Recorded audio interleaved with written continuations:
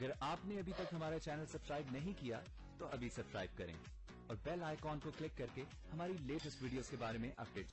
अस्सलाम वालेकुम, हमारे चैनल में खुश आमदीद। मीरब की सास मीरब को धक्के देकर घर से निकाल देती है। ये भी नहीं सोचती कि इस चीज़ से बच्चों पे क्या असर होगा। वो बजाय अपनी मम्मा के ख़िलाफ़ होने के वो अपनी दादी के ही ख़िलाफ़ हो जाएंगे। और यही होता है, बच्चे अपनी दादी से लड़ते हैं लेकिन कुछ नहीं कर पाते। मीरब घर के बाहर ही रहती है। एकदम से दादी की तबीयत ख़राब हो जाती है, गिरकर बेहोश हो जाती है।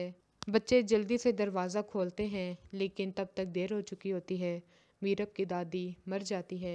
साथ तो अब ये पक्का ठान लेता है।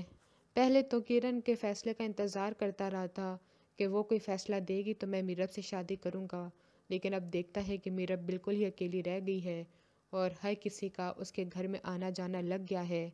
तो वो किरण से अब साफ कह देता है, मैं मीरब से निकाह करके उसको और उसके बच्चों को इस घर में लेकर आऊँगा। और किरण उससे कुछ भी नहीं कहती। उसके इस फैसले से खुश नहीं होती लेकिन कुछ कर भी नहीं पाती, क्योंकि अगर उसने कुछ किया तो साद उसको छोड़ देगा लेकिन मीरब को कभी भी नहीं छोड़ेगा।